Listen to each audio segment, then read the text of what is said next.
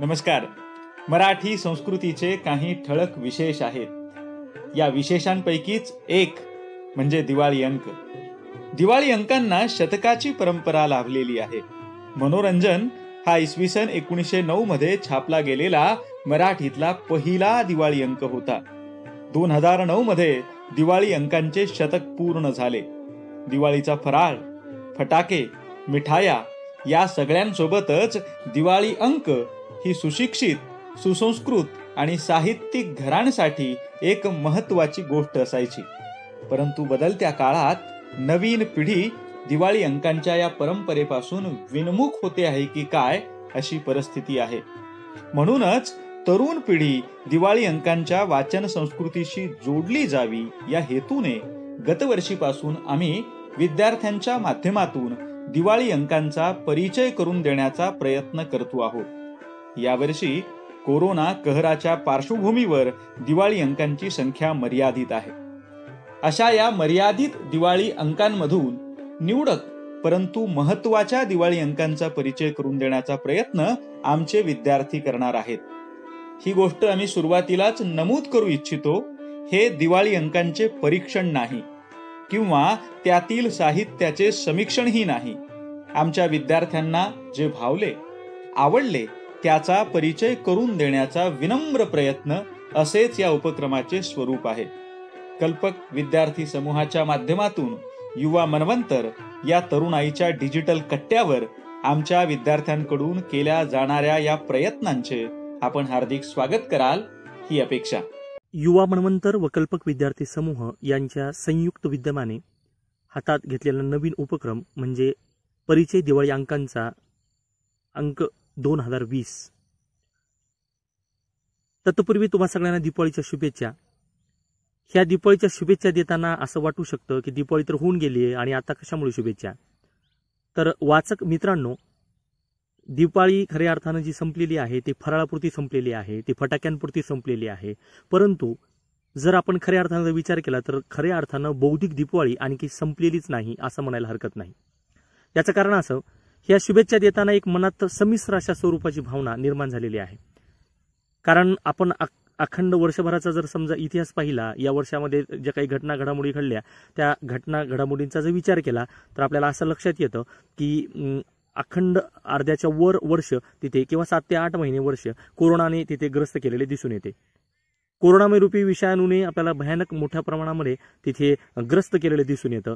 परंतु अशाही या वर्षामध्ये आपल्याला तिथे या दिवाळी अंकाच्या माध्यमातून आपल्याला ही दिवाळी खऱ्या अर्थानं वैचारिक दिवाळी म्हणून तिथे आपल्याला साजरी करता येते. दिवाळीच्या कार्यकाळामध्ये, दिवाळीच्या काळामध्ये आपल्याला तिथे फटाके आणि आतिषबाजी किंवा फराळ किंवा विविध प्रकारच्या गोष्टींनी आपण ती साजरी जरी केली असेल तरी खऱ्या अर्थानं दिवाळी साजरी करायची असेल तर दीपांची जी काही उजळण आहे, दीपाचा जो काही प्रकाश आहे तो आपल्याला आतून अंतरात्म्यातून पडायला पाहिजे. आणि ह्या अंतरात्म्यातील दिवाळीचा जो प्रवास आहे किंवा प्रकाश आहे दीपांचा, तो कशाच्या माध्यमातून पडतो? तो विचारांच्या माध्यमातून पडतो, तो ज्ञानाच्या माध्यमातून पडतो. असं म्हणतात की कुठले अंधारावरती आपल्याला ज्ञानाने काय करता येते, मात करता येते. म्हणजेच प्रकाशमय रूपी ज्ञानाने अज्ञानमय रूपी अंधकारावरती आपल्याला मात करता येते. मग अशा अज्ञानमय रूपी अंधकारावरती मात करण्यासाठी कशाची आवश्यकता असते? तर नक्कीच तिथे विचारांची आवश्यकता असते, बौद्धिक मेजवानीची आवश्यकता असते.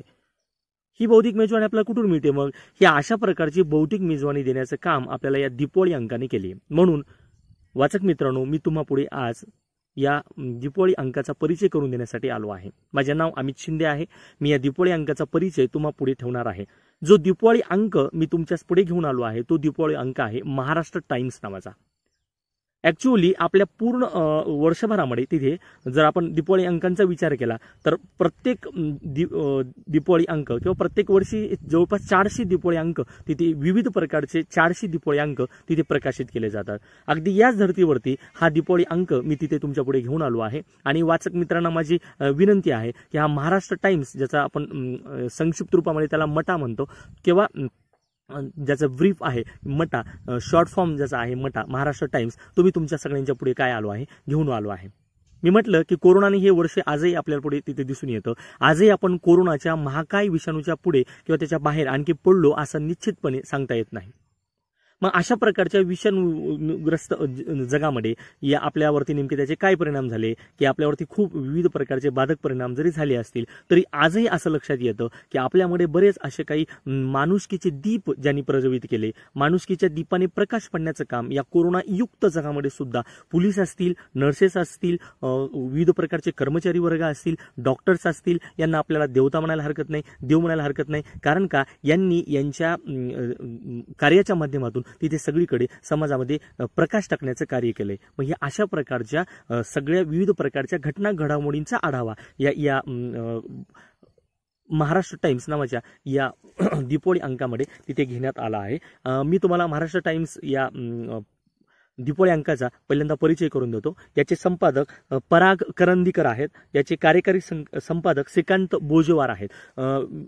वाचक मित्रांनो, हा तो दीपोळी अंक आहे जो की तिथे आपण महाराष्ट्र टाइम्स या नावाने तिथे प्रकाशित केला जातो. हा महाराष्ट्र टाइम्स नावाचा जो दीपोळी अंक आहे तो दीपोळी अंक त्याचा परिचय मी तुम्हाला तिथे करून देण्यासाठी तुमच्या पुढे आलेलो आहे. जसे की मी तुम्हाला आता थोड्या वेळापूर्वी सांगितलं की महाराष्ट्र टाइम्स हा जो दीपोळी अंक आहे तो सर्वोत्कृष्ट असा दीपोळी अंक मी जेव्हा माझ्या हाती घेतला वाचण्यासाठी तेव्हा माझ्या लक्षात आलं की या दीपोळी अंकाच्या माध्यमातून खरंच आपल्याला तिथे एक बौद्धिक स्वरूपाची नक्कीच मेजवानी तिथे मिळते. बौद्धिक स्वरूपाची जी काही प्रगल्भता आहे ती प्रगल्भता आपल्याला तिथे मिळायला निश्चितच या दीपोळी अंकाच्या माध्यमातून तिथे काय होऊ शकते, मदत होऊ शकते. मी तुम्हाला पहिल्यांदा या दीपोळी अंकामध्ये नेमके तिथे काय दिले हे तिथे पहिल्यांदा समजावून सांगतो. हा दीपोळी अंक जो आहे तो 190 ते 192 पृष्ठांमध्ये समाविष्ट केलेला आहे. विविध प्रकारच्या लेखकांनी विविध प्रकारच्या या अशा प्रकारच्या दीपोळी अंकाच्या निर्मितीच्या प्रक्रियेमध्ये विविध प्रकारचे जे घटक असतील, लेखक असतील, अशा विविध प्रकारचे ज्यांनी तंत्रसहाय्य केलंय, ज्यांनी लेखनाचं कार्य केलंय, ज्यांनी तिथे त्यांचे विचार, त्यांचे विविध प्रकारचे लेख मांडलेत, अशा सर्व लोकांनी तिथे आपलं योगदान या दीपोळी अंकाच्या माध्यमातून आपल्याला तिथे दिलेलं दिसून येतं. या दीपोळी अंकांमध्ये विविध प्रकारच्या लेखकांनी तिथे आपलं योगदान त्यांच्या विविध प्रकारच्या लेखांच्या माध्यमातून तिथे आपल्याला दिलेलं दिसून येतं.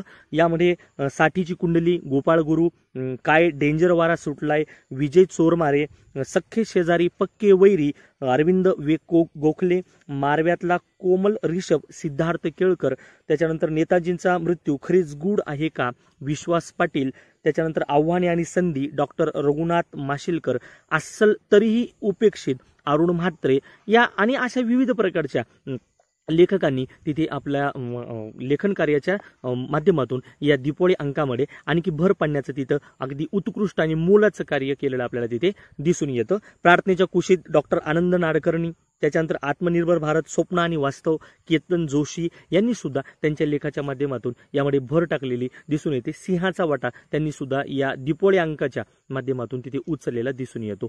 या दीपोळी अंकाचा जे काही उद्देश आहे, काय उद्देश आहे की आपल्याला जे काही आपण त्याला मेंटल ब्लॉक म्हणायला आपल्याला हरकत नाही, आपल्या जे काही मानसिक ताणतणावामध्ये आपले जे काही 7 ते 8 महिने निघून गेलेत, खऱ्या अर्थानं या वर्षाकडे आपल्याला एक सुवर्ण संधी म्हणून पाहता येतं की आपण आतापर्यंत विचाराने जे काही विषण्ण अवस्था, नैराश्याची अवस्था आपल्याला आपल्या जीवनामध्ये जी आतापर्यंत पसरलेली दिसून येते, विद्यार्थी मित्रांनो, नक्की मी तुम्हाला शाश्वतीपूर्वक सांगू शकतो, गॅरंटी देऊन सांगू शकतो की हा दीपोळी अंक वाचल्याच्या नंतर नक्कीच आपल्या जीवनामध्ये, आपल्या डोक्यामध्ये, आपल्या मनामध्ये, आपल्या हृदय आणि मनावरती जे काही निराशेचे तिथे काही विविध उच्च डोंगर तिथे पसरलेले आहेत, निराशेचा जो काही अंधकार तिथे पसरलेला आहे, या दीपोळी अंकाच्या वाचनाच्या माध्यमातून निश्चितच तो तिथे दूर होणार म्हणजे होणार. त्याच्यामुळे माझी वाचकांना विनंती आहे की हा जो दीपोळी अंक आहे तो तुम्ही तिथे आवर्जून वाचायचा आहे.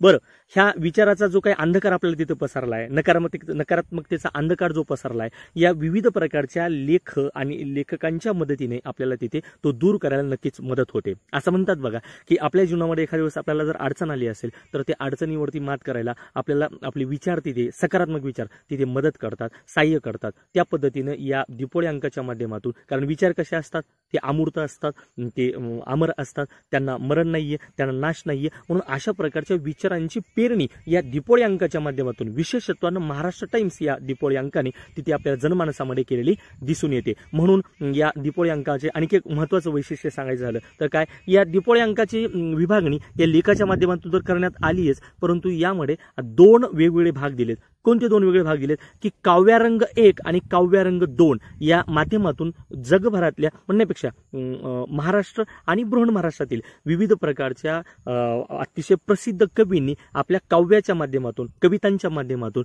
तिथे विचारांची पेरणी आपल्या मनामध्ये करण्याचं काम केले। ज्या विचारांच्या मदतीने काव्य वाचन करून ज्यांच्या कवितांचं वाचन करून आपण निश्चितच या निराशेच्या गर्तेतून निराशेच्या अंधकारातून तिथे बाहेर पडू शकतो।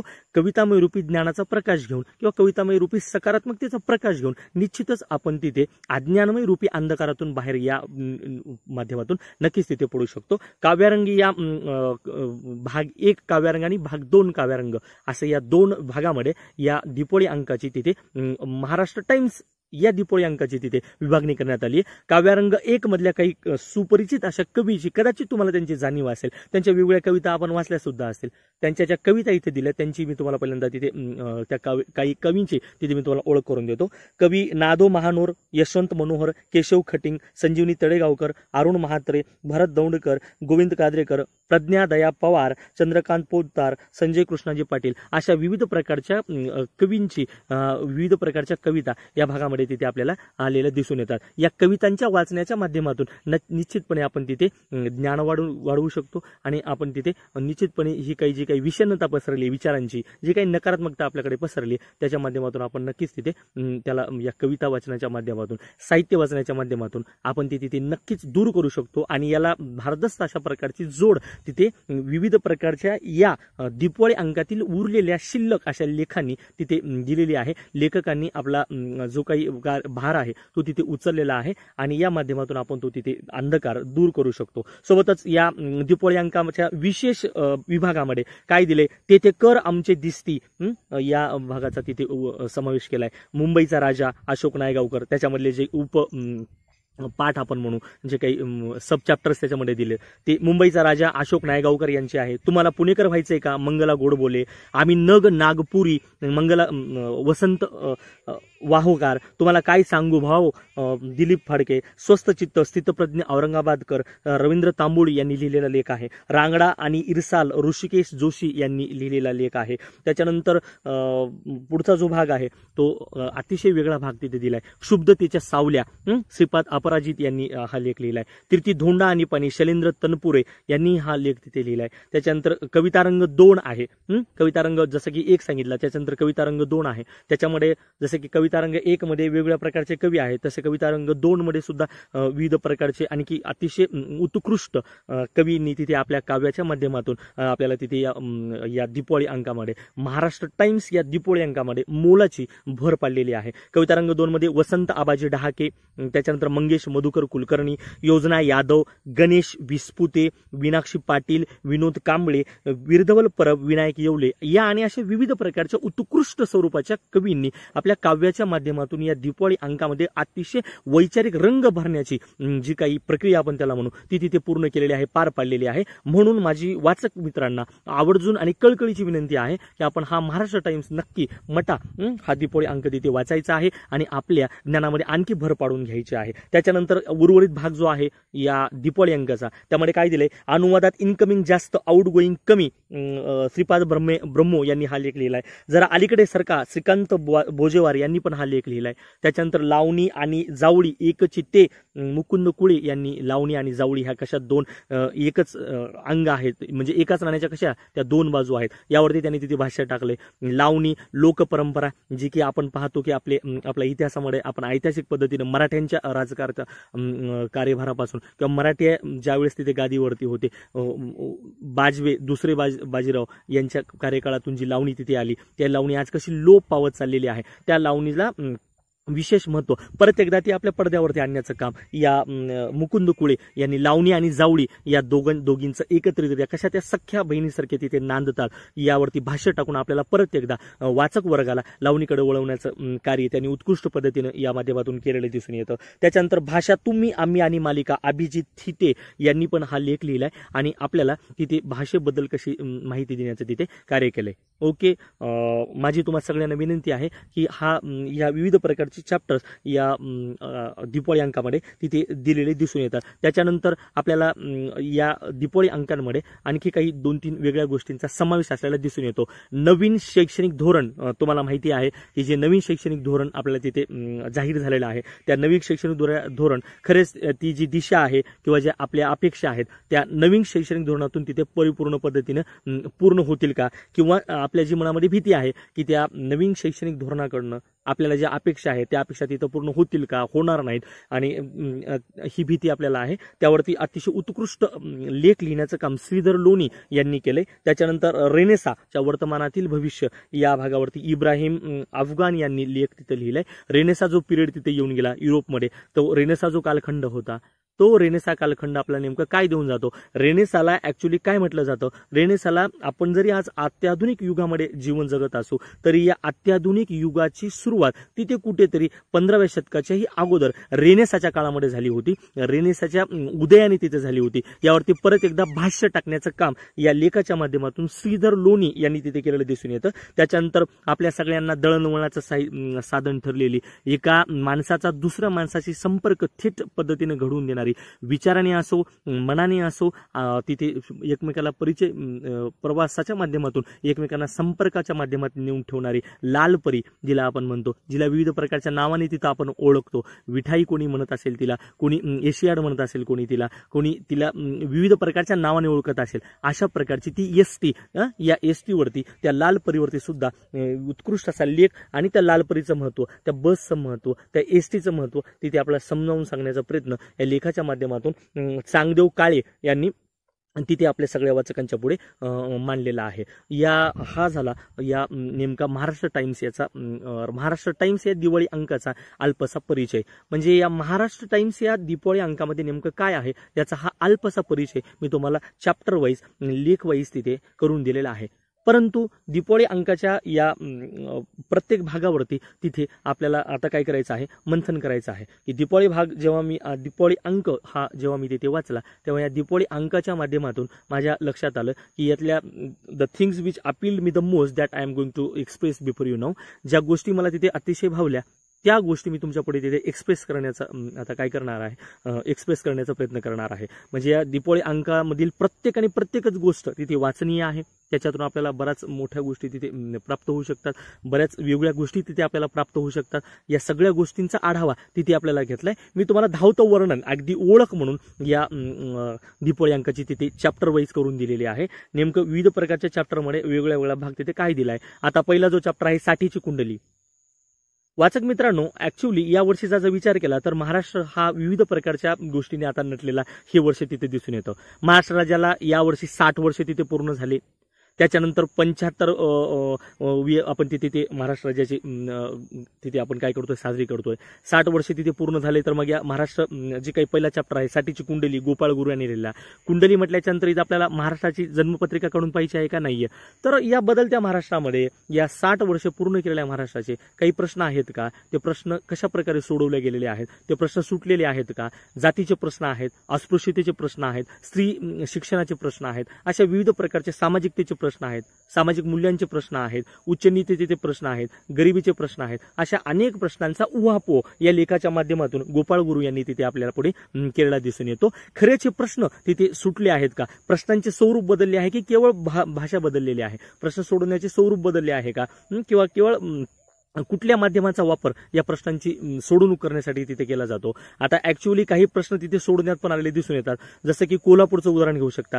सामाजिकतेचं भान तिथे ठेवून राजर्षी छत्रपती शाहू महाराज यांच्या जी काही ज्यांची समानतेचे त्यांचे जे काही विचार होते किंवा समाजातील जी काही सामाजिक दुरी आहे, विषमतेची दुरी आहे, ते दूर करण्याचा प्रयत्न तिथे कोणी केलाय, राजर्षी शाहू महाराजांनी केलाय. त्यांच्याच पावलावरती पाऊल ठेवून कोल्हापूरच्या शास्त्रीनगर या एका वस्तीमध्ये तिथे समिश्र वस्ती निर्माण करण्याचं कार्य केलंय. म्हणजे महाराष्ट्रामध्ये हळूहळू का होईना तिथे समानता येण्याचा, समानतेची लाट म्हणता येणार नाही, पण समानतेने कुठेतरी आता हळूहळू तिथे यायला लागलेली आहे असं आपल्याला म्हणता येतं. या साठीची कुंडलीमध्ये नेमकं 60 वर्ष तिथे महाराष्ट्राने प्रवास केल्याच्या नंतर काय काय आहे, काय घेतलंय, नेमकं काय झालंय याबद्दल त्यांची तिथे भाष्य टाकलंय. हा लेख तुम्ही तिथे आवर्जून वाचावा आणि समानता, असमानता, विविध प्रकारचे सामाजिक प्रश्न, आर्थिक प्रश्न, राजकीय प्रश्न, भौतिक प्रश्न या आधुनिक युगामध्ये काळामध्ये जे काय आपण तिथे म्हणतो की आम्ही खूप आधुनिक झालो, परंतु आधुनिक जरी आपण झालो असो तरी आधुनिकतेच्या काळामध्ये सुद्धा अनेक प्रश्न तिथे आपल्या पुढे असलेले दिसून येतात आणि यांची अगदी तंतोतंत मांडणी या लेखाच्या माध्यमातून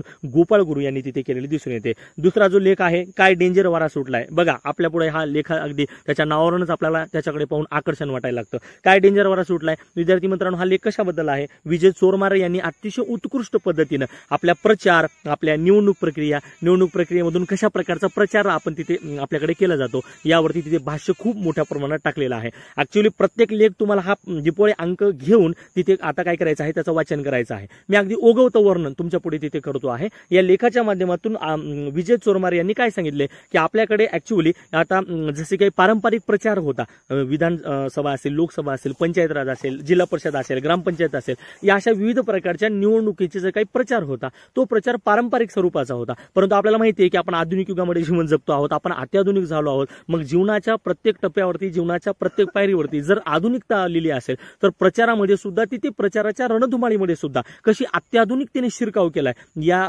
गोष्टीचं तिथे आपल्याला अतिशय उत्कृष्ट पद्धतीनं इथं भाष्य करण्याचं काम विजय चोरमारे यांनी केले. आपल्याला 2014च्या ऍक्च्युअली पहिल्यांदा 2014च्या निवडणुकीमध्ये, लोकसभा निवडणुकीमध्ये भाजपा या पक्षाने तिथे सोशल मीडियाचा वापर केलेला दिसून येतो. मग अशा प्रकारच्या मीडियाने कसा तिथे शिरकाव केलाय आणि आपण आपल्याकडचे जे काही नेते आहेत त्यांना निवडून देण्यासाठी सामान्य लोक कशी तिथे धडपड करतात, त्यांना आपण कसा ते आपलाच उमेदवार तिथे निवडून येतो याचा त्यांनी तिथे कशा प्रकारची निवडून येतो म्हणून कसा प्रयत्न करतात, प्रचाराच्या माध्यमातून कसा तिथे प्रयत्न केला जातो यावरती भाष्य करण्याचं काम तिथे विजय चोरमारे यांनी केलेलं आहे. अगदी सोशल मीडियाचा आपण पाहतो, फेसबुकच्या माध्यमातून आपण प्रचाराचा निवडणुकीचा प्रचार करताना दिसून येतात, व्हॉट्सअपच्या माध्यमातून निवडणुकीचा प्रचार करताना दिसून येतात, युट्यूबच्या माध्यमातून निवडणुकीचा प्रचार आहे. अशा विविध प्रकारच्या digital media, digital platform, online मोडच्या माध्यमातून सोशल मीडियाचा वापर करून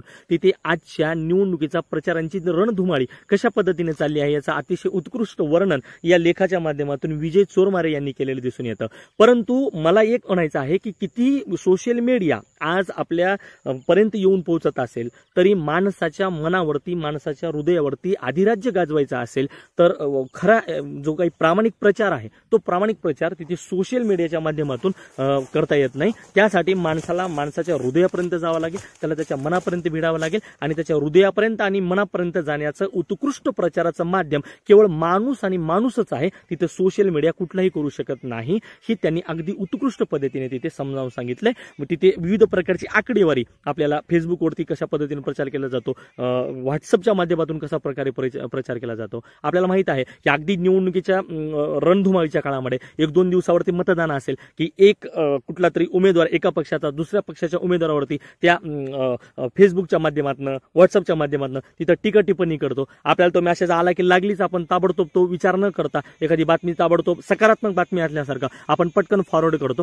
आणि अशा प्रकारे एक विरोधी उमेदवाराला तिथे पाडण्याचं कार्य केलं जातं. मग ह्या सगळ्या गोष्टी तिथे खऱ्याच आहेत का या सगळ्यांचं तात्विक वर्णन, चिंतन या लेखाच्या माध्यमातून विजय चोरमारे यांनी केलेलं तिथे दिसून येतं. सख्खे शेजारी पक्के वैरी, बघा या लेखाच्या लेखावरनच आपल्याला लक्षात येतं की आपली तिथे शोकांतिका म्हणायला हरकत नाही. आपण पाहतो की भारत हा पहिल्यापासूनच उदारमतवादी राष्ट्र आहे. आपल्याकडे सगळ्यात शांततापूर्ण राष्ट्र म्हणून घटलं जातं. संस्कृती भारताची सगळ्यात शांत संस्कृती आहे असं म्हटलं जातं. मग अशा प्रकारच्या भारत देशाला एकीकडून चीननं त्रास द्यावा, सख्खे शेजारी पक्के वैरी म्हणणे याचा अर्थ असा की पारंपरिक प्रतिस्पर्धी आपण म्हणतो पाकिस्तान आपल्यासोबत तिथं शत्रुत्व करतो आहे, चीन आपल्यासोबत तिथे शत्रुत्व करतो आहे. आपण पाहिलं या कोरोना काळामध्ये पहिल्यांदा जो कोरोनाचा विषाणू आला तो चीनमधून आला, युरोपियन कंट्रीमध्ये तो पसरला, त्याच्यानंतर तो अमेरिकेसारख्या इतक्या जागतिक महासत्ता असलेल्या देशामध्ये तो पसरला, जनसामान्यांमध्ये संक्रमण झालं. त्याचा खूप त्रास आपल्या सगळ्या जगामधल्या प्रत्येक माणसाला म्हणायला हरकत नाही,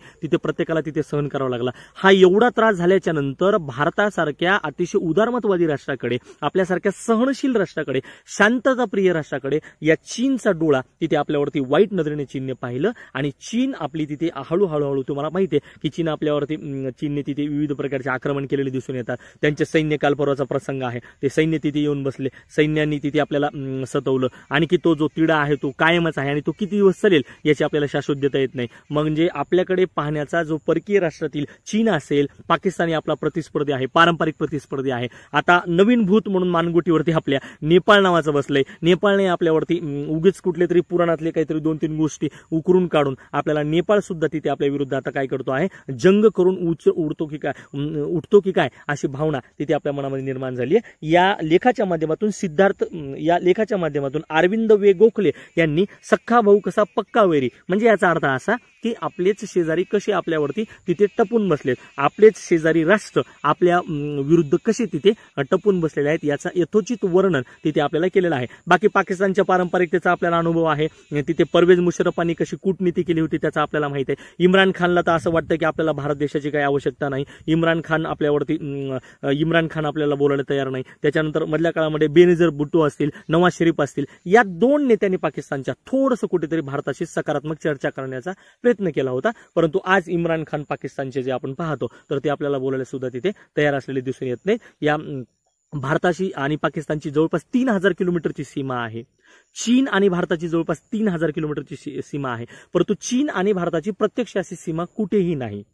तरी देखील चीन आपल्यासोबत तिथे लढाया करतो आहे, गुपित लढाया करण्याचं किंवा युद्ध करण्याचे त्याचे तिथे प्रयत्न असलेले दिसून येतात. या अशा प्रकारचे आपल्याच सीमेलगत असलेले राष्ट्र किंवा आपलेच भाऊ तिथे आपले कसे पक्के वैरी आहेत याचा काळ अगदी या कोरोना काळामध्ये आपण पाहिलेला आहे. ह्या दिपोळी अंकाच्या माध्यमातून महाराष्ट्र टाइम्स या दिपोळी अंकाच्या माध्यमातून तिथे अरविंद वे गोखले यांनी आपल्याला याचा अतिशय उत्कृष्ट काय केलंय, वर्णन केले. वाचक मित्रांनो, ते आपण तिथे 100% परिपूर्णपणे आपण तिथे जाणून घेऊ शकता, त्याचा अभ्यास करू शकता. आपण ते वाचावं आणि त्या माध्यमातून आपण तिथे हा जो काही सख्खे शेजारी पक्के वैरी हे काही जे आहे ते आपण तिथे जाणून घेऊ शकता. त्याच्यानंतर मारव्यातला कोमल ऋषभ सिद्धार्थ केळकर यांचं एक तिथे आपल्याला हे आलेलं दिसतो, लेख आलेला दिसतो. त्याच्यानंतर आपल्याला असे विविध प्रकारचे लेख तिथे आढळून येतात. मारव्यातला कोमल ऋषभ सिद्धार्थ केळकर यांनी जो तिथे लेख लिहिलाय तो लेख ही तिथे वाचण्यासारखा आहे, तो आपण तिथे वाचावा. आता आणखी एक सगळ्यात महत्वाचा जो मुद्दा आहे तो मुद्दा आपण आजही पाहतो की 1945 पासून जो मुद्दा तिथे गाजत आलेला आहे. 1945 मध्ये तुम मुझे खून दो मैं तुम्हें आजादी दूंगा म्हणणारे आपले नेते सुभाषचंद्र बोस यांचा तिथे नेताजी, ज्यांचा नेताजी म्हणून तिथे वारंवार महात्मा गांधीजी तिथे उल्लेख करायचे, अशा नेताजींचा मृत्यू नेमका कशाने झालाय याचं कोड नेमकं खरंच गूढ आहे की काय असं आपल्याला वाटतं. त्यांच्या मृत्यूचे जे काही संशयाचं वलय आहे त्याला काही लोकांनी आणखी गडद करण्याचं काम तिथं केलेलं दिसून येतं. म्हणजे त्यांच्या मृत्यूचा बद्दलची तिथे माहिती देण्याचं काम या लेखाच्या माध्यमातून विश्वास पाटील यांनी अगदी उत्कृष्ट पद्धतीने केलंय. वयाच्या 20व्या-21व्या वर्षी ISCS सोडून तिथे हा माणूस नेताजी सुभाषचंद्र बोस तिथे भारताच्या राष्ट्रीय समरामध्ये, राष्ट्रीय चळवळीमध्ये तिथे काय करतो, एंट्री करतो, प्रवेश करतो. नेताजी सुभाषचंद्र बोसांनी तिथे नेहरूला विरोध केला असेल, महात्मा गांधींना विरोध केला असेल, जर्मनीला तिथे ते गेले, हिंदू आपल्याला माहिती आहे त्यांनी तिथे विविध प्रकारच्या दुसऱ्या महायुद्धामध्ये त्यांनी इंग्लंडला तिथे त्रास दिला, इंग्लंडचे ते शत्रू होते. मग या अशा प्रकारच्या राष्ट्रांनी सुद्धा त्यांना तिथे काय केलंय, विरोध करण्याचं काम केलंय. अशा प्रकारच्या या नेताजी सुभाषचंद्र बोस यांच्या तिथे मृत्यूबद्दल आजही गूढ कायम असलेला आपल्याला तिथे दिसून येतं. नेताजी सुभाषचंद्र बोस जे आहेत त्यांचा नेमका मृत्यू, काही जण म्हणतात की हेलिकॉप्टर तिथे पेटल्याच्या नंतर हेलिकॉप्टरमध्ये त्यांचा तिथे मृत्यू झाला, परंतु ऍक्च्युअली तिथे जपानने त्यांच्या मृत्यूनंतर त्यांचे खरे पत्र, जे मृत्यूपत्र आहे ते कुठल्या तरी दुसऱ्याच माणसाच्या नावाने तिथे दिलेले दिसून येतं. मग असं त्यांच्याकडून तिथे शंका उत्पन्न केल्या जातात. म्हणजे अशा शंकेचे जे काही वातावरण आहे ते वातावरण तिथे त्यांच्या मृत्यूच्या बाबतीत निर्माण केलेले दिसून येतं. त्याच्यानंतर त्यांचा जो मृत्यू आहे तो मृत्यू, त्यांचे जे खरे मृत्यूचं कारण आहे ते आपल्या पुढे आणखी तिथे आलेले दिसून येत नाही. परंतु या लेखाच्या माध्यमातून विश्वास पाटील यांनी तिथे शेवटी एकच सांगितले, काय सांगितले की जी घटना आपल्या पुढे नेताजी सुभाषचंद्र बोस यांच्या मृत्यूबद्दल सांगितली जाते ती घटनाच खरी आहे. म्हणजे विमान अपघातातच त्यांचा तिथे काय झालेला दिसून येतो, मृत्यू झालेला दिसून येतो. असा हा सगळा लेख वाचनाअंती माझ्या तरी तिथे लक्षात येतं, मला तरी वाटतं.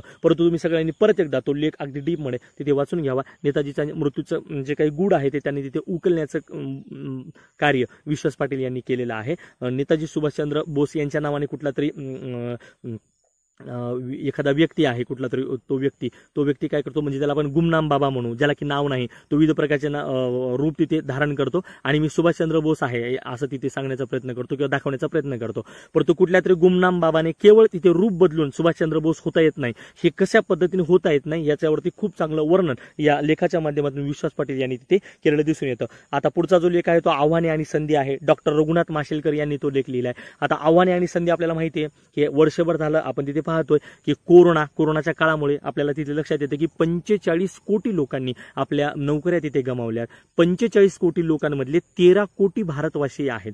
त्या 13 कोटी भारतवासियांनी आपल्या तिथे नोकऱ्या गमावल्यात, आपले रोजगार तिथे गमावलेत, विविध प्रकारच्या समस्या आपल्याला तिथे आपल्या पुढे असलेल्या दिसून येतात. परंतु आव्हान जिथं जिथं उभं असतं त्या आव्हानांचा जर आपण स्वीकार केला तर नक्कीच येणारं संकट आपल्याला माहिती आहे की संकटाची दुसरी बाजू हे सोनं आहे. कशाचं सोनं आहे? संधीचं सोनं करणं आहे. म्हणजे संकटाची दुसरी बाजू हे नक्की कुठंतरी संधी आहे आणि त्या संधीचं आपल्याला तिथे काय करता येतं? सोनं करता येतं. मग संधी कशी आहे? कोरोनाचा जो विषाणूने जे थैमान घातलाय त्याच्यामुळे जी काही आपली आर्थिक जी काही घडी आहे ती खूप मोठ्या प्रमाणात तिथे विस्कटून गेलेली आहे. 1.6 अब्ज विद्यार्थी तिथे शिक्षणापासून दुरावलेले दिसून येतात. मी आता जसं सांगितलं की 45 कोटी लोकांनी तिथे आपल्या नोकऱ्या गमावल्या. मग त्यांना कशा प्रकारच्या संध्या तिथे आपल्याला या कोरोनाने तिथे निर्माण करून दिल्यात, ह्या गोष्टी तिथे रघुनाथ माशेलकर यांनी आपल्या पुढे सांगितल्यात. आपल्यापुढे किती मोठी आव्हानं या कोरोनाने तिथे उभं केलेत, परंतु या आव्हानांवरती मात करून, या संकटावरती मात करून आपण तिथे नक्कीच काय करू शकतो? त्याच्यावरती मात करून पुढे जाऊ शकतो आणि या संध्या ज्या आहेत त्या आपल्याला तिथे मिळू शकतो. आता संध्यांचा जर विचार केला तर ऑनलाईनच्या विविध प्रकारच्या संध्या तिथे उपलब्ध झालेल्या दिसून येतात. डिजिटल प्लॅटफॉर्मच्या माध्यमातून आपण तिथे विविध प्रकारच्या संध्या निर्माण करू शकतो. गुगल आहे, फेसबुक आहे. यावरती एका संशोधनाअंती लक्षात आले की झकरबर्ग जो आहे तो तिथे आपल्याला सांगतो की त्याला माहिती आहे की फेसबुक वापरणारे भारतीय सर्वात जास्त आहेत. आपले जवळपास 29 कोटी लोक तिथे अगदी फेसबुकवरती पडूनच असतात, असा त्याचा तिथे त्याने एक शोध केलाय. संशोधनाअंती ह्या गोष्टी सिद्ध झाल्या. हा जो वेळ आहे तो तिथे जर आपण संशोधनामध्ये लावला, ह्या अशा विविध प्रकारच्या अडचणींवरती मात केली आणि संशोधन केलं, नवनिर्मिती केली, ऑनलाईन मोडला तिथे आपण ऍक्सेप्ट केलं. अत्याधुनिक युगामध्ये ज्या काही आज या कोरोनाने ज्या काही नवीन घटना आपल्या पुढे उपस्थित केल्यात, असं वाटत होतं की ऑनलाईनचा किंवा अशा प्रकारच्या संगणकीकृत भारत होण्यासाठी किंवा भारतामध्ये या आधुनिकतेच्या माध्यमातून तंत्रज्ञान तिकडे सगळीकडे पसरण्यासाठी किमान 2 वर्ष लागतील असं वाटायचं. परंतु 2 वर्षाची गोष्ट अगदी 2 महिन्यामध्ये तिथे आपण करून दाखवलेली दिसून येते. आज आपल्याला we don't have any other option but to accept this online platform and this we have proved. आपण हे करून दाखवले की 2 वर्ष ज्या गोष्टी लागणार होते ती गोष्ट आपण तिथे अगदी 2 महिन्यामध्ये करून दाखवलेली आहे. म्हणजे मला एकंदरीत सांगायचं आहे की कोरोनाने जे काही आपल्याला संध्या दिल्या त्या संध्या आपल्याला तिथे शोधायच्या आहेत, त्या संध्यांचं आपल्याला सोनं करायचं आहे आणि आपली रोजगार निर्मिती आपल्याला परत एकदा तिथे काय करायची आहे? अगदी खेचून आणायची आहे. याच्यासाठी आपल्याला जे काही पारंपरिक गोष्टी होत्या त्या आपल्याला तिथे टाकून द्याव्या लागतील. नवीन गोष्टींचा स्वीकार करावा लागेल. जुनं ते सोनं हे जरी बरोबर असेल, ओल्ड इज गोल्ड हे जरी बरोबर असेल तरी ते आपल्याला बाजूला टाकावं लागेल आणि नवनिर्मितीच्या टप्प्याकडे आपल्याला तिथे जावं लागेल. नवनवीन आव्हानांना स्वीकारून त्याच्यासाठीची जी काही प्रशिक्षण आहे, ज्या काही गोष्टी तिथे लागतात तिथे आपल्याला मानसिकरित्या, आत्मिकरित्या त्याच्यासाठी आपल्याला तिथे तयार व्हावं लागेल. फिजिकली तर आपण आहोतच, हेल्थकडे तर आपल्याला लक्ष द्यायचंच आहे, पण त्यासोबतच आपल्याला मेंटली सुद्धा तिथे आपल्याला इंटेलेक्च्युअली सुद्धा या संकटावरती मात करण्यासाठी आपल्याला तिथे उभं राहायचं आहे. आणि जास्तीत जास्त अशा प्रकारचे जे काही संगणकीकृत भारत आहे किंवा आधुनिकता जी सगळीकडे जे पसरली आहे, आपल्याला या कोरोना नावाच्या विषारी या विषाणूने जगावरती संकट जसं आणलंय तसं भारतावरती सुद्धा खूप मोठ्या प्रमाणात संकट आणलंय. रोजगाराचा खूप मोठा प्रश्न, बेकारीचा प्रश्न तिथे निर्माण झालाय. परंतु आपल्याला आपल्या कार्य करण्याची, काम करण्याची तिथे पद्धत बदलावी लागेल. आपला जो उद्देश आहे, आपलं जे ध्येय आहे ते कायम ठेवून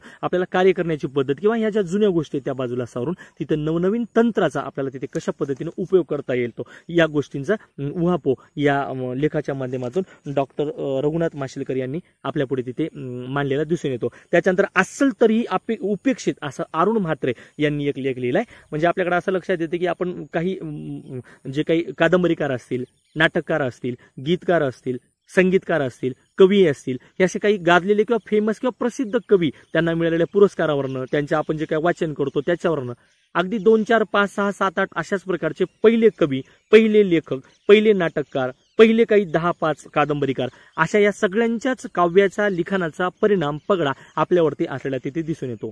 परंतु वाचक मित्र हो, सत्पात्री माणसाच्याच नशिबाला काही काही गोष्टी उपेक्षित अशा स्वरूपाच्या येतात. आता या लेखाच्या माध्यमातून अरुण म्हात्रेने आपल्याला ए.व्ही. जोशी, प्रसिद्ध कादंबरीकार, ज्यांनी अनेक विविध प्रकारचे काळोखाचे अंधार अशा स्वरूपाची कादंबरी असेल किंवा अशा विविध प्रकारच्या कादंबऱ्या ज्यांनी लिहिल्या, तर त्या अशा प्रकारच्या कादंबरीच्या माध्यमातून ए.व्ही. जोशी यांनी तिथे खूप मोठा पगडा या मराठी साहित्य विश्वावरती टाकलेला दिसून येतो. मग अरुण म्हात्रे या लेखाच्या माध्यमातून तिथे शोकांतिका व्यक्त करतात की ए.व्ही. जोशी सारखा कादंबरीकार आमच्या पुढे आलेला नाही आहे.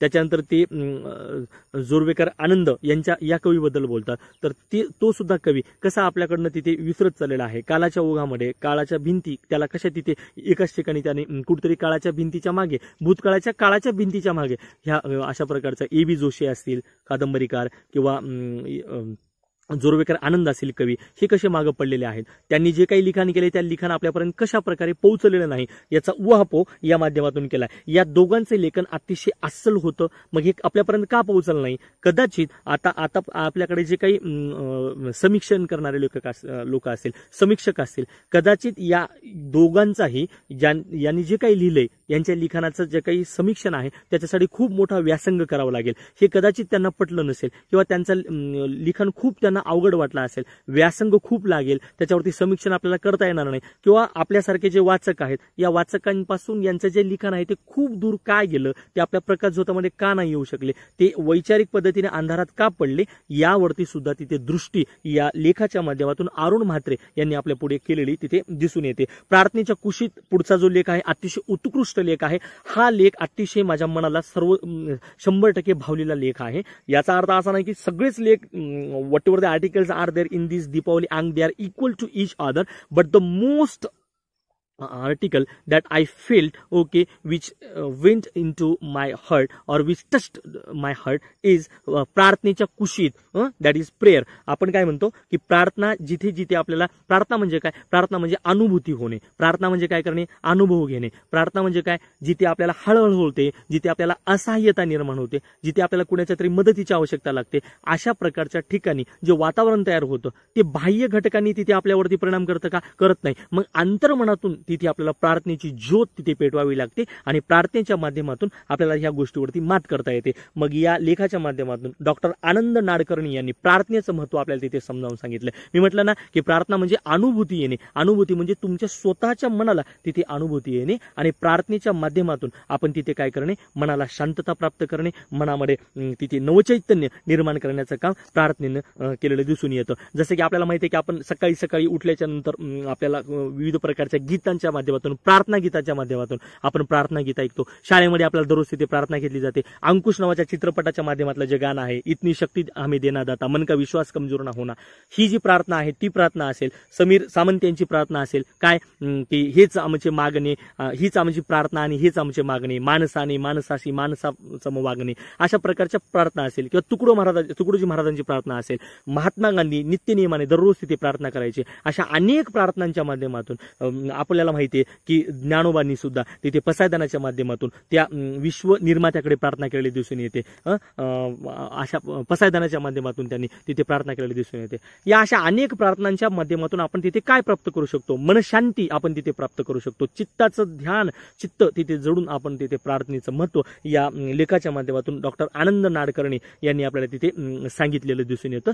सो सांगण्याचं तात्पर्य असं की जेव्हा जेव्हा आपल्याला वाटतं की संकट आपल्यावरती आलेलं आहे, त्यावेळेस आपण मायेने त्या प्रार्थनेच्या कुशीत जाऊन बसावं आणि त्याला प्रार्थना करावी. प्रार्थना करणे म्हणजे नक्कीच ही संकटावरती मात करण्याचं एक खूप मोठं शस्त्र आपल्या पुढे आहे आणि त्या शस्त्राच्या माध्यमातून आपण तिथे ही लढाई, वैचारिक लढाई, जी की आपल्या मनामध्ये, आपल्या हृदयामध्ये चालवली असते, त्या संकटावरती मात करण्याचं काम ही प्रार्थना आपल्याला कशा पद्धतीने करून देऊ शकते, हा उत्कृष्ट लेख प्रार्थनेचं महत्व तिथे दिलेलं असलेलं दिसून येतं. हृदयाने केवळ प्रार्थना करता येते आणि हृदयाच्या माध्यमातूनच प्रार्थना करता यावी. आपण पाहतो की अनेक मंदिरावरती असे लोक बसलेत, मंदिराच्या पायऱ्यावरती असे लोक बसले की ज्यांना तिथे बोलता येत नाही, जे मुख्य असतात. मग यांना प्रार्थना करत असताना शब्दांचीच गरज पडते का? शब्दांची गरज पडत नाही. म्हणजे याच्यावरून आपल्याला लक्षात येतं की प्रार्थना करताना शब्द नसतील तरी जमतील, परंतु तिथे हृदय असावं. म्हणून प्रार्थना आणि शब्दांचा तिथे कुठलाही संबंध नाही. अनेक लोकांना ज्यांना बोलता येत नाही, मुख्य आहेत, असे सुद्धा लोक तिथे प्रार्थना करत असतात.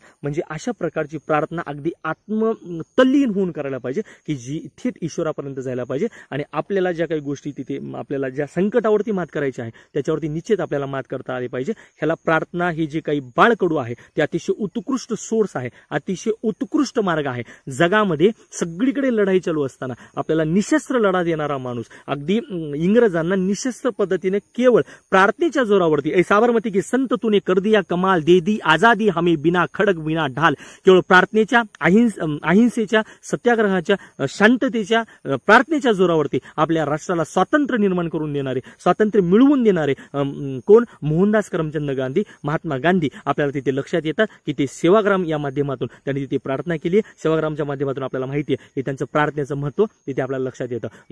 या आणि अशा अनेक विविध प्रकारच्या प्रार्थनांच्या माध्यमातून आपल्याला तिथे निश्चितपणे अमूर्त पद्धतीने कुठलंही शस्त्र हातात न घेता लढा करता येतो. याचं उत्कृष्ट उदाहरण आनंद नाडकर्णी यांनी याच्या माध्यमातून आपल्याला तिथे दिलेलं दिसून येतं. आत्मनिर्भर भारत पुढचा जो लेख आहे, स्वप्न आणि वास्तव, जसं की पंतप्रधान नरेंद्र मोदी आपल्याला माहिती आहे, त्यांनी तिथे नुकत्याच आत्मनिर्भर भारत असेल, डिजिटल भारत असेल, मेक इन इंडिया असेल, अशा अनेक विविध प्रकारचे उपक्रम आपल्या हाती घेतलेले आहेत. आणि या उपक्रमांच्या माध्यमातून त्यांनी तिथे नवभारत निर्माण करण्याचं जे काही उद्देश आहे तो तिथे आपल्या पुढे ठेवला आहे. परंतु या लेखाच्या माध्यमातून हे जे आत्मनिर्भर भारत आहे हे केवळ स्वप्न आहे की खरंच हे वास्तव सुद्धा होऊ शकतं, हे खरं होऊ शकतं का, हा या भागावरती तिथे भाष्य करण्याचं काम या लेखाच्या माध्यमातून तिथे केतन जोशी यांनी केलेलं दिसून येतं. आत्मनिर्भर भारत जर व्हायचा असेल तर आपल्याला मेक इन इंडिया म्हणून चालणार नाही. मेक इन इंडियाच्या माध्यमातून आपल्याला मेक इन इंडियाला इन्व्हेंट इंडिया या दोघांची जोड द्यावी लागेल. म्हणजे मेक इन इंडिया आणि इन्व्हेंट इंडिया एकत्र आणावे लागतील आणि याच्या नामामध्ये बदल करावे लागेल. काय नाव ठेवावं लागेल? याचं नाव मेड इन इंडिया असं ठेवावं लागेल. म्हणजे आत्मनिर्भर भारत करायचा असेल, भारताला स्वतःच्या पायावरती उभं राहायचं असेल तर आपल्याकडे संशोधन होणं आवश्यक आहे, आपल्याकडे नवनिर्मिती होणं आवश्यक आहे, आपल्याकडे जास्तीत जास्त विविध प्रकारचे उद्योग. आता आपलं जे जग आहे ते 4थ्या औद्योगिक क्रांतीच्या उंबरवठ्यावरती आलेलं आहे. मग 4थ्या औद्योगिक क्रांतीसाठी आपल्याला काय लागेल? 4थ्या औद्योगिक क्रांतीसाठी आपल्याला तिथे गुंतवणूक लागेल. विविध प्रकारच्या लघु उद्योग असतील, मध्यम उद्योग असतील, यांना आपल्याला प्राधान्य द्यावं लागेल आणि यांच्यामध्ये आपल्याला भरमसाठ तिथे गुंतवणूक करावी लागेल. चीन सारखं राष्ट्र असेल, चीनच्या आपल्याला माहिती आहे की आपण चीनी वस्तूवरती तिथे निर्बंध टाकलेत, परंतु वास्तविक असं आहे की चीनवरती आपल्याला आजही अवलंबून राहावं लागेल. त्यांच्याकडूनच आपली जास्तीत जास्त निर्यात आहे, त्यांच्याकडूनच आपली जास्तीत जास्त आयात आहे. आणि आणखी एक महत्वाची गोष्ट की ऑनलाईन प्लॅटफॉर्मचा जर आपण विचार केला तर मायक्रोचिप, जी चीन तिथे जास्तीत जास्त मायक्रोचिप तयार करण्यासाठी गुंतवणूक करते, तसंच त्या मायक्रोचिप तयार करून चीनकडे आज 5G आलेला आहे. 5Gचे 2 लाख टावर्स चीनकडे आज आहेत आणि भविष्यामध्ये 5 वर्षामध्ये चीनकडे नक्की आणखी 5 लाख 5G टावर्स तिथे नक्की उभे राहतील. मग आपण आज 5G पर्यंत गेलो का? 5G पर्यंत जाण्यासाठी आपल्याला काय करावं लागेल? मायक्रोचिप आपल्याला तयार करावं लागेल. मायक्रोचिपला खूप मोठ्या प्रमाणात गुंतवणूक तिथे आपल्याला करावी लागेल. या गुंतवणुकीच्या माध्यमातून आपल्याला जे आव्हान आहे हे आव्हान तिथे पेलावं लागेल. आणि जग नेमकं कोणत्या पद्धतीने तिथे आत्मनिर्भर होत आहे, जगातली अमेरिका असेल, चीन असेल, जपान असेल, अशा प्रकारची राष्ट्र तिथे कशाच्या नेमका जोरावरती आत्मनिर्भर होत चाललेली आहे ते आपल्याला पाहावं लागेल. आपण मोबाईलचं उदाहरण घेऊया. ऍपल सारखी मोबाईल असलेली अमेरिकेची कंपनी असेल, तिथे खूप मोठ्या प्रमाणात पुढे गेलेली दिसून येते. या अशा प्रकारच्या कंपनीसोबत स्पर्धा करायची असेल तर आपल्याकडे मायक्रोमॅक्स फक्त भारताचं मॉडेल मागे आलं होतं. त्या मायक्रोमॅक्सने काय केलं, काही काळ तिथे स्पर्धा केली. त्याच्यानंतर आपल्याला माहिती आहे की रिलायन्स आलं, 4G आलं. मायक्रोमॅक्सकडे ते अवेलेबल नव्हतं. मायक्रोमॅक्स काय होतं की फक्त जास्तीत जास्त बॅटरीची जी काही क्षमता आहे ती जास्त काळ चालण्यासाठी ती आली होती. मग अशा प्रकारचे बदल आपल्याला तिथे करावे लागतील. 4G मधनं 5G मध्ये आपल्याला जावं लागेल. त्याच्यासाठी नेमकं काय लागतं, तिथे आपल्याला आत्मनिर्भर करता येईल, आत्मनिर्भर भारत तयार करता येईल. प्रत्येक विद्यार्थ्याकडे आपल्याला शिक्षणाची जी काही बदल आहेत, म्हणजे प्रत्येक क्षेत्रामध्ये आपल्याला बदल करावे लागतील आत्मनिर्भर भारत होण्यासाठी. मेक इन इंडिया नाही, मेड इन इंडिया हे आपल्याला लक्षात ठेवावं लागेल. म्हणजे प्रत्येकच गोष्ट आपल्याला कशा पद्धतीने आपल्या देशात तिथे निर्माण करता येईल यावरती तिथे जास्तीत जास्त भर या लेखाच्या माध्यमातून आपल्याला केतन जोशी यांनी देण्यास तिथे सांगितलेलं आहे. मग मेड इन इंडिया हे जर पुढे यायचं असेल तर आपल्याला तिथे निश्चित पद्धतीनं आपल्याला जी गुंतवणूक आहे ती गुंतवणूक इफेक्टिव्ह इन्व्हेस्टमेंट आपल्याला करणं तिथे अभिप्रेत आहे, अपेक्षित आहे. इफेक्टिव्ह इन्व्हेस्टमेंट जर आपण केली तर नक्की तिथे आत्मनिर्भर भारत तयार व्हायला वेळ लागणार नाही. त्याच्यासाठी जास्तीत जास्त युवकांनी, जास्तीत जास्त तरुणांनी त्या मोहिमेमध्ये भाग घेणे अतिशय आवश्यक आहे. आपल्याकडच्या युवकांमधला आळशीपणा, त्यांच्यातली नैराश्य वृत्ती, त्यांच्यातली नकारात्मकता, त्यांच्यातली प्रत्येक गोष्टीकडे पाहण्याची जी काही दृष्टी आहे ती पहिल्यांदा आपल्याला केतन जोशी या लेखाच्या माध्यमातून बदलायला सांगतात. आणि तेव्हा जाऊन कुठेतरी आत्मनिर्भर भारताचं स्वप्न तिथे नक्की आपल्याला तिथे पूर्ण होईल असं ते तिथे सांगतात. डॉक्टर APJ अब्दुल कलामांनी 2020 पर्यंत आपल्या देशाला जागतिक महासत्ता बनवण्याचं स्वप्न पाहिलेलं आपल्याला दिसून येतं. 2020 आज अगदी एका महिन्यावरती संपण्याचं येऊन थांबलेलं आहे. आपण जागतिक महासत्ता होण्याच्या कुठल्याही आणखी पायरीवरती गेलेलो नाहीत. जेवढ्या म्हणून काही समस्या आपल्याकडे आहेत, केतन जोशी सांगतात की त्या सगळ्याला आपल्याला पहिल्यांदा मात करावं लागेल. तेव्हा जाऊन कुठेतरी आपल्याला आत्मनिर्भर भारताचं स्वप्न किंवा जागतिक महासत्ता होण्याचं स्वप्न तिथे पाहण्याचा अधिकार आहे असं केतन जोशी सांगतात. या लेखाच्या माध्यमातून प्रत्येक तपशील बारकावे मी फक्त ओळख करून देण्याचा प्रयत्न करतोय, ते आपण तिथे वाचावेत. ह्या दिपोळी अंकाच्या माध्यमातून आपण ते निश्चितपणे वाचाल आणि वाचावे. त्याच्या माध्यमातून ते आपण तिथे समजून घ्यावे. हे आपल्याला तिथे या लेखाच्या माध्यमातून उत्कृष्ट पद्धतीनं केतन जोशी यांनी समजून सांगितले. त्याच्या पुढचा जो लेख आहे तो आहे विशेष विभाग या विभागातला. या दिपोळी अंकाचा जो विशेष विभाग आहे तिथे आपल्याला विविध प्रकारचे आणखी वेगळे लेख आलेले दिसून येतात. तिथे कर आमुची दिसती. आता या लेखाचं जर नाव आपण बघितलं, कर म्हणजे आपण तिथे हात म्हणतो, तिथे कर आमची दिसती याचा अर्थ असा की आपण महाराष्ट्र राज्याचा विचार करतोय, आपण मराठी भाषिक आहोत. त्यातल्या त्यात मुंबई ही मराठी माणसांची आहे आपण म्हणतो. त्याच्यामध्ये आपल्याकडे पहिल्यापासून सांगितलं जातं की महाराष्ट्राची ओळख आपण तिथे मुंबई कर, पुणे कर, नागपूर कर असं आपण म्हणतो. मुंबईमधल्या लोकांनी काय केलंय की पहिला जो त्यातला उपलेख आहे मुंबईचा राजा अशोक नायगावकर यांनी लिहिलाय. त्याच्यामध्ये ते सांगतात की मुंबईचा माणूस किती गतिशील माणूस आहे. त्याला माणसाला बोलायला टाइम नाही, त्याच्याकडे माणसाला पाहण्यासाठी वेळ नाहीये, माणसाला बोलण्यासाठी वेळ नाहीये. तो भावनेच्या कितीतरी दूर निघून गेलेला आहे. तो म्हणतो की मी जर तुमच्याकडे तिकडे आलो तर आपण भेटू, किंवा त्या प्लॅटफॉर्मवरती तुम्ही या, मी पटकन उतरतो आणि आपण दोघे भेटू. अशा स्वरूपाचा माणूस मुंबईचा आहे. म्हणजे मुंबईच्या माणसानं गती धारण केलेली आहे. त्याच्यानंतर पुण्याचा जो माणूस आहे, तुम्हाला पुणेकर व्हायचंय का, मंगला गोडबोले यांनी लिहिलंय. पुण्याच्या माणसानं काय धारण केलंय की मती धारण केली आहे. जशी गती मुंबईच्या माणसाने धारण केली आहे तसं पुण्याच्या माणसानं मती धारण केली आहे. मग तो मतिवंत माणूस आहे. तो माणूस पण तिथे लक्षात घ्या. काय म्हणतात की तो आज नाही आपण उद्या भेटू, किंवा तुम्ही परवा माझ्या घरी या. म्हणजे तो पण भावनिकतेच्यापासून खूप दुरावत चाललेला आहे. अशा स्वरूपाचं वर्णन या लेखाच्या माध्यमातून मंगला गोडबोले यांनी केले. आणि नागपूरच्या माणसाने आम्ही नग नागपुरी वसंत वाहोकार यांनी हा लेख लिहिलाय. या लेखाच्या माध्यमातून नागपूरच्या माणसाने काय धारण केलंय, मुंबईच्या माणसाने गती, पुण्याच्या माणसाने मती आणि नागपूरच्या माणसाने बुद्धी तिथे काय केली आहे, ग्रहण केली आहे. नागपूरचा माणूस स्वतःला कसा तिथे बुद्धिमान समजतो.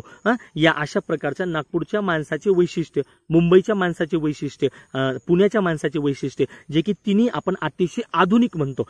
किंवा आपण आज स्वतःला जो काही आधुनिकतेमध्ये जीवन जगत आहोत, आपला जो काही भ्रम आहे त्या भ्रमाचा जो काही भोपळा आहे तो अतिशय चांगल्या पद्धतीने या विविध प्रकारच्या लेखांच्या माध्यमातून फोडण्याचं कार्य या तिन्ही लेखकांनी तिथे केलेलं दिसून येतं. सोबतच आजपर्यंत काय होतं की मुंबईकर आपण म्हणायचो, पुणेकर आपण म्हणायचो, नागपूरकर आपण म्हणायचो. या भागामध्ये आणखी 3 कर यांची जोडणी आणि जुळवणूक तिथे करण्यात आलेली आहे.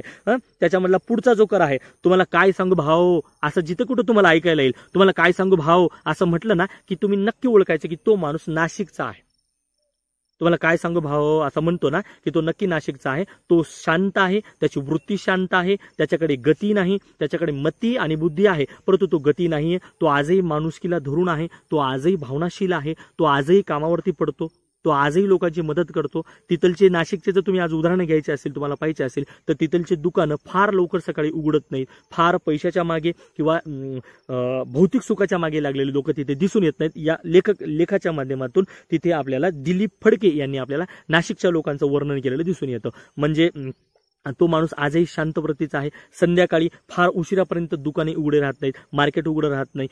पर्यावरण तिथे खूप चांगल्या पद्धतीने आहे. नाशिक आपल्याला माहिती आहे, नाशिकच्या काळाराम मंदिर असेल किंवा विविध प्रकारचे तिथे मंदिरे असतील किंवा अशा विविध प्रकारच्या गोष्टी असतील, त्या माध्यमातून तिथे नाशिकनं आपलं जे महत्त्व आहे ते आजही कशा पद्धतीनं कायम ठेवलेलं आहे हे या लेखाच्या माध्यमातून तिथे आपल्याला त्यांनी सांगितलेलं आहे. त्याच्यानंतर आणखी एक कर सांगितलंय ज्याचं नाव स्वस्थ चित्त स्थितप्रज्ञ औरंगाबाद कर असं नाव सांगितलं. रवींद्र तांबोळी यांनी त्याच्यावरती लेख लिहिला की औरंगाबादमध्ये कसं आपल्याला माहिती आहे की पारंपरिकता म्हणून एक ऐतिहासिक शहर म्हणून आपण तिकडे औरंगाबादकडे पाहतो. आधुनिक युगामध्ये सुद्धा औरंगाबाद हे कसं पारंपरिकतेला आजही जोपासून असलेलं शहर आहे. ते स्थितप्रज्ञ आहे, त्याने गती पकडलेली नाहीये आणि गती न पकडल्यामुळे पुण्यामध्ये राहायचं आपल्या हातातून निघून गेलंय. मुंबईमध्ये आपल्याला राहता येत नाही, आपल्याला कुठेतरी औरंगाबाद साईडलाच राहावं लागेल. अनुशेष भागामध्ये आपल्याला तिथे अगदी मागासलेल्या भागामध्ये औरंगाबाद कशा पद्धतीने औरंगाबादचे लोक तिथे जीवन जगत असताना दिसून येतात याचं वर्णन तिथे या लेखाच्या माध्यमातून रवींद्र तांबोळी यांनी केलेलं दिसून येतं. त्याच्यानंतर रांगडा आणि इरसाल ऋषिकेश जोशी यांनी कोल्हापूर बद्दल लिहिले. कोल्हापूरचं काय वर्णन, अतिशय उत्कृष्ट वर्णन कोल्हापूरच्या तिथे केलेलं दिसून येतं. कोल्हापूरच्या बोलण्याची भाषा, लोकांच्या बोलण्याची भाषा, तिथे असलेले विविध प्रकारचे धार्मिक स्थळं आपल्याला माहिती आहे. खोशाबाद जाधव उत्कृष्ट कुस्तीपटू कोल्हापूरमधलाच आहे. त्याच्यानंतर आपल्याला माहिती आहे की कोल्हापूरने आपल्याला तिथे राजर्षी शाहू महाराजांसारखं अतिशय उत्कृष्ट व्यक्तिमत्व कोल्हापूरनेच आपल्याला तिथे दिले. 3.5 पीठामधलं एक माता लक्ष्मीचं सुद्धा वास्तव्य कोल्हापूरमध्ये असलेलं दिसून येतं. सो अशा प्रकारचं आपल्याला लक्षात येतं की कोल्हापूरने आपल्याला विविध प्रकारच्या गोष्टी तिथे दिलेल्या दिसून येतात. या कोल्हापूरचंही महत्त्व या लेखाच्या माध्यमातून ऋषिकेश जोशी यांनी आपल्यापुढे तिथे ठेवलेलं दिसून येतं. त्याच्यानंतर पुढचा जो लेख आहे क्षुब्धतेच्या सावल्या श्रीपाद अपराजित यांनी.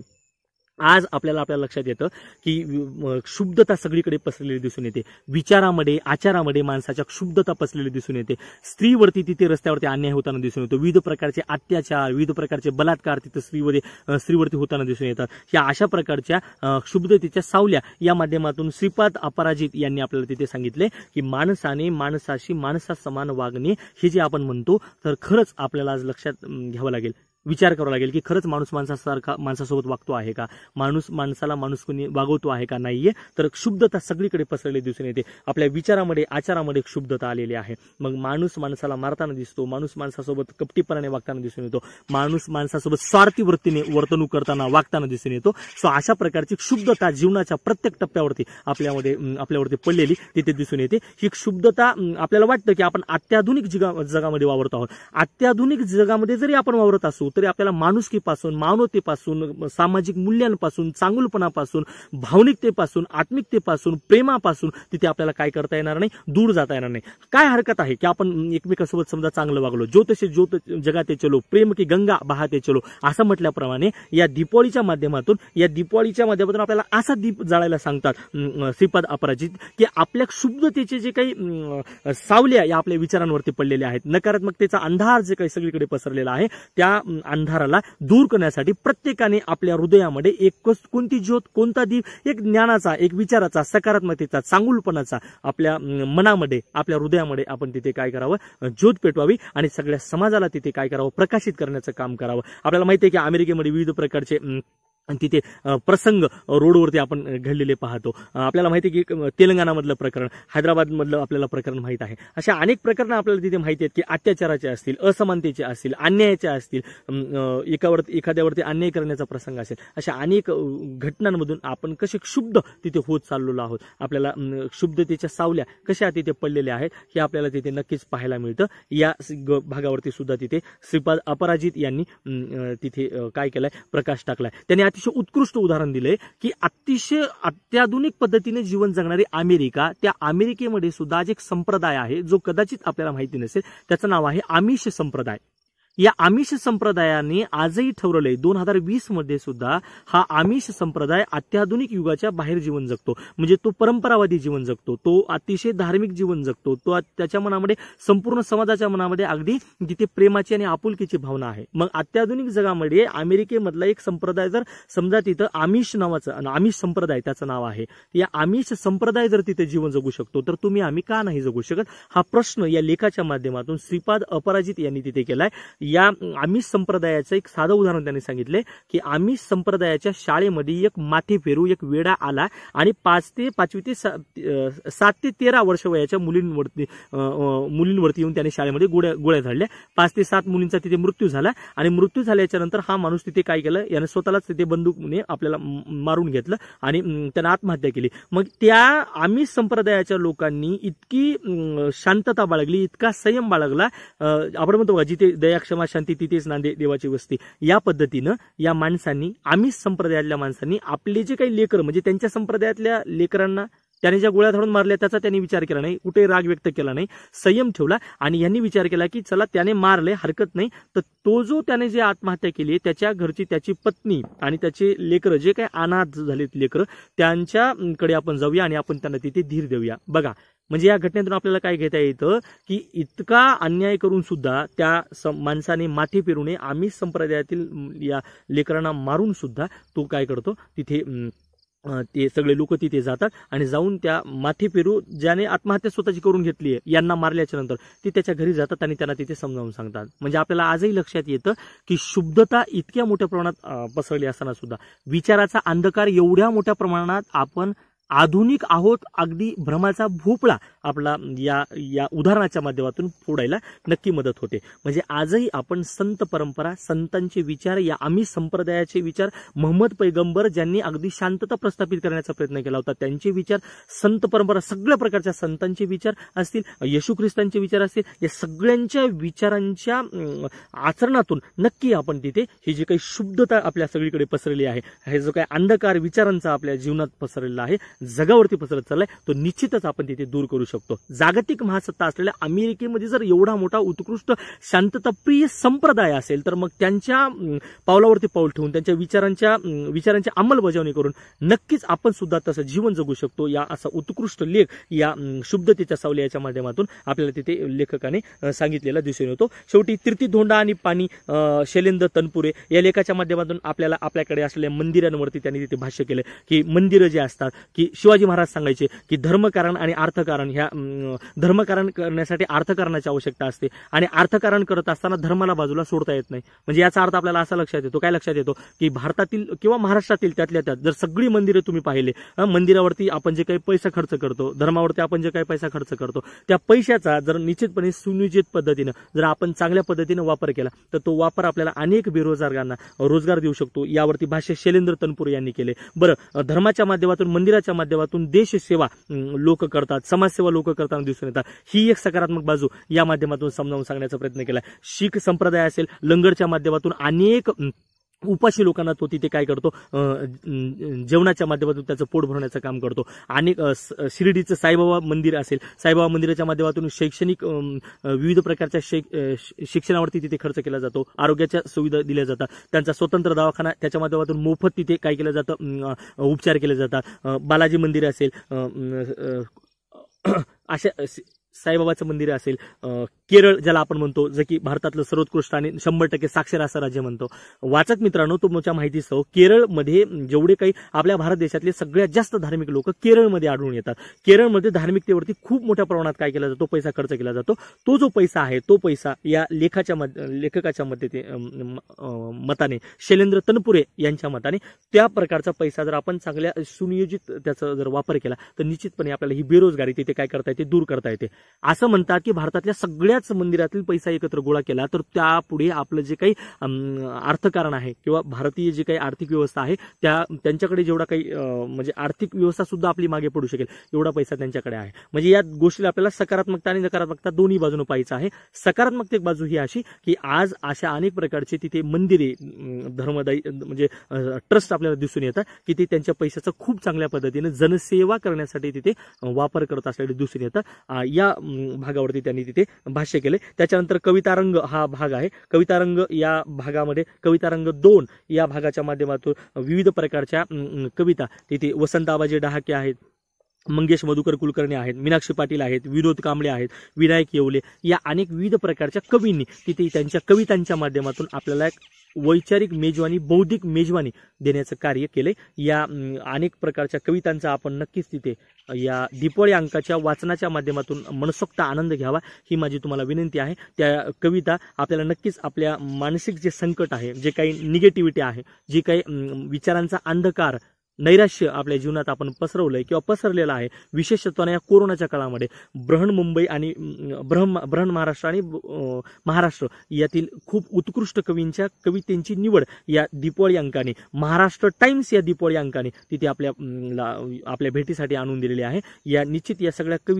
कवीच्या कवितांचा वैचारिक आनंद, बौद्धिक आनंद आपण तिथे घ्यावा ही माझी तुम्हाला विनंती आहे. त्याच्यानंतर या दीपावली अंकामध्ये शैक्षणिक धोरणाबद्दल बोलले. शैक्षणिक धोरणाबद्दल श्रीधर लोणी यांनी बोलले. त्यांनी दिशा, अपेक्षा आणि भीती सांगितली की शैक्षणिक धोरणाच्या माध्यमातून आपल्याला काय अपेक्षित आहे. ते एक शैक्षणिक धोरण ऍक्च्युली कोठारी आयोग नेमला होता, ज्याला की आज जवळपास 54 ते 56 वर्ष पूर्ण झालेली दिसून येतात. त्याच्यानंतर आज नवीन शैक्षणिक धोरण आले, पण नवीन शैक्षणिक धोरण आणि कोठारी शिक्षण आयोग या दोघांमध्ये जवळपास 54 ते 56 वर्षांचा तिथे काय दिसतो, फरक असलेला दिसून येतो. आता त्याच्या मधल्या काळात मूलभूत हक्क आले शिक्षणाचे, ते आणि ती जी प्रणाली किंवा ह्या दोन्ही मधल्याचा फरक आपण बघितला तर आपल्याला नवीन शैक्षणिक धोरण त्याच्यामध्ये प्रॅक्टिकलवरती भर देण्यात येणार आहे, इंग्रजी शाळांना कमी महत्त्व देण्यात येणार आहे, आपल्या भाषेला महत्त्व जास्तीत जास्त देण्यात येणार आहे. या आणि अशा अनेक गोष्टींचा उहापोह तिथे केलाय. संशोधनावरती जास्तीत जास्त भर देण्यात आलेला आहे. जी काही पारंपरिक पद्धती होती शिक्षणाची ती तिथे आपल्याला दूर सारवण्यात कशी येणार आहे त्याचाही भाग तिथे दिला. या आणि अशा अनेक शैक्षणिक धोरणांचा भाग, जे काही शैक्षणिक धोरण आहे त्याची दिशा आणि अपेक्षा